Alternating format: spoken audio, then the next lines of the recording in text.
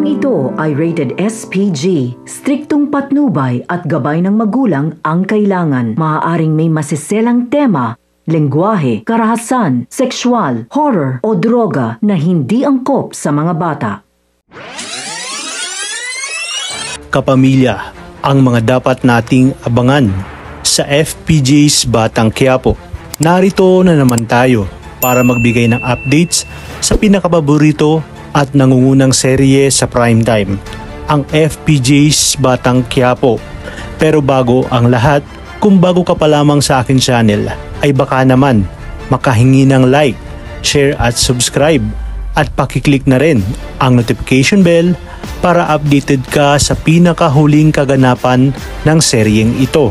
At sa mga masugid nating subscribers at manonood, maraming salamat sa inyong suporta at pagtangkilik sa aking munting channel. Dumako na nga tayo sa mangyayaring habulan kung saan nakita ni Bullet ang mga batang tundo kasama sina Edwin. Kaya naman sinugod nila ito at pinaputukan ng baril. Makikipagpatentero sila sa mga ito at dahil maraming kasamang mga tauhan si Bullet ay malalagasan ng kasamahan ang mga ito at ang iba ay matitimbog ng mga pulis sa kabilang banda. Matapos sabihin ni Olga ang planong pagkikita ni Ramon at Marites ay kinausap ni David si Ramon. Sinabi nito na ayaw niyang mag-cruise ang landas ni Ramon at ng kanyang nanay Tess. Nagtanong si Ramon kung bakit. Kaya naman gagawang muli ng alibay si David. Ayon kay David, baka magkagulo dahil wala pa umanong nakakaalam sa kanyang pamilya na nakatira na siya kay Ramon. Lalong-lalo na umano ang kanyang tatay Rigor. Wala ngang kaalam-alam si David na alam na ni Marites na nakatira na si Tanggol kay Ramon. At dahil hindi nga siya ang tunay na Tanggol, ay magiging komplikado ang lahat. Kaya namang gagawin lahat ni David upang di matuloy ang planong pagkikita ni Ramon sa kanyang nanay Tess. Habang pinagmamasdan naman ni Olga ang kanyang patalim, ay sinabi niya nga sa kanyang sarili na nakasalalay ang tagumpay ng kanyang mga plano sa kamatayan ni Marites. Kinabukasan ay itutuloy na ni Olga ang kanyang plano, kung saan habang nag-uusap sina Lola Tinding at Marites ay biglang papasok itong si Olga na may taklob ng muka, sabay saksak nga dito kay Marites. Nagulat at napasigaw si Lola Tinding habang humihingi ng saklolo. Sa pagtakbo naman ni Olga ay nakita ito ng tauhan ni Ramon. Dali-dali niyang tinawagan si Ramon upang sabihin na may sumaksak sa babaeng kanyang pinamamanmanan. Nagulat naman itong si Ramon at napatanong kung sino ang sumaksak kay Marites. Kinakailangan alamin umano nito ang sumaksak kay Marites. Kutob nga ni Ramon na ito rin ang nagtangka sa buhay ni Marites kung saan muli silang nagkita. Kaya naman agad na sinundan ng tauhan ni Olga at kitang-kita nito kung paano tanggalin ang taklob sa kanyang muka na siyang ikinagulat ng tauhan dahil ito pala ang kapatid ng kanyang boss Ramon na si Olga. Sa kabilang banda, isinama na nga ni Boss Divina sina Tanggol sa kanyang mga ari-arian sakay ang isang helikopter. Namangha naman itong si Tanggol sa laki ng ari-arian ni Boss Divina.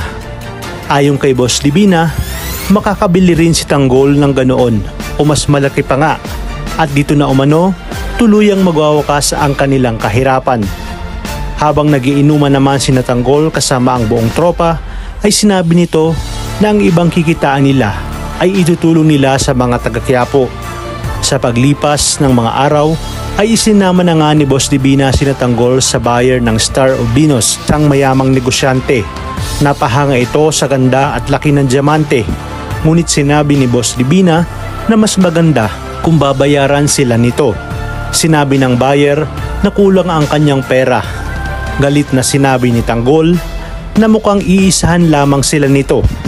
Bumulot na nga ng barel si Boss Divina at sumigaw kung nasaan na ang pera. Hindi nga inaasahan ng lahat ang pagsugod ng mga pulis. Naagaw ng buyer ang baril ni Boss Divina at ginawa itong hostage. Sabay sabi na ibaba ang baril nila Tanggol. Isang palaisipan nga kung paano nalaman ng mga pulis na may mangyayaring bentahan. Ito kaya ang plano ng buyer na magpadala ng mga pekeng pulis O di naman kaya si Divina ang utak sa lahat ng ito upang palabasin na wala siyang kinalaman dito. Ngunit mautak ang ating bidang si Tanggol dahil ginawa na nga nila ang ganitong gimmick nang minsan nilang makuha ang Star of Venus sa mga mambakartel. Sa aking opinyon ay pakana itong lahat ni Divina, kung saan mas lalong makukuha ni Divina ang loob ni Tanggol. Sa pagkakataong kasing ito ay makakatakas si Divina kasama ni Tanggol. Dala ang napakalaking diamante na pinag-aagawan na Star of Venus. Haharangin agad ng mga tao ng buyer na siya nga ring tao ni Divina ang mga peking pulis at paniniwalain si Tanggol na talagang kakampi si Divina. Hindi muna kukunin ni Divina ang diamante. Bagkus, lalo niyang paniniwalain si Tanggol na talagang kakampi nga siya nito at mapagkakatiwalaan. At kapag tuluyan na nitong nakuha ang loob ni Tanggol, ay saka nga siya gagawa ng malaking palabas o estratehiya para makuha ang diamante na hindi nadadawit ang kanyang pangalan. Sa kabilang banda, anong palusot pa kaya ang gagawin ni Olga? Dahil maaaktuhan siya ng tao ni Ramon. Magagawa pa nga nitong kunan ng larawan itong si Olga nang hindi nito nalalaman upang maipakita nga kay Ramon. Sa pagkakataong ito ay wala nang lusot si Olga at isang malaking katanungan kay Ramon kung ano ang motibo ni Olga para patayin si Marites. At malamang umano na ito rin ang nagpakidnap kay Marites. Mukhang nagkamali naman si David sa pagpapakasal kay Catherine dahil si Catherine nga ang makakatuklas sa tunay na pagkatao ni David. Habang nasa mansyon ng mga Montenegro si Catherine ay mapapansin nito ang madalasang pag-uusap ni Olga at David ng palihim. Malakas ang kanyang kutob na may itinatagong sekreto ang dalawa. Muling bibisita si Catherine sa kanilang mansyon at mapapansin ni Don Facundo ang mga pasahan nito dahil nga sa persahang pamimilit ni David na may mangyari sa kanila. Kaya naman, dito na naglabas ng sama ng loob si Catherine at isiniwalat ang tunay na ugali ni David. Sa pagbalik naman ni Tinding ay kukumustahin niya ito at dito makikita ni Tinding ang larawan ni David sa cellphone ni Catherine. Ayon kay Catherine, ito ang lalaking sapilitang ipinakasal sa kanya. Naging gulat nga ni Tinding na makita niya ang si David pala ito.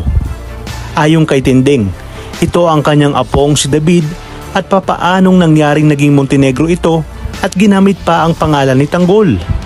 Naguguluhan nga si Catherine, ngunit sa kabila nito ay nagpasalamat siya kay Tinding dahil kung totoo nga ang sinasabi ni Lola Tinding dahil pag nagkataon umano ay hindi talaga siya nakasal sa pangalan ni David kundi sa Jesus Nazareno Montenegro na siya ngang si Tanggol.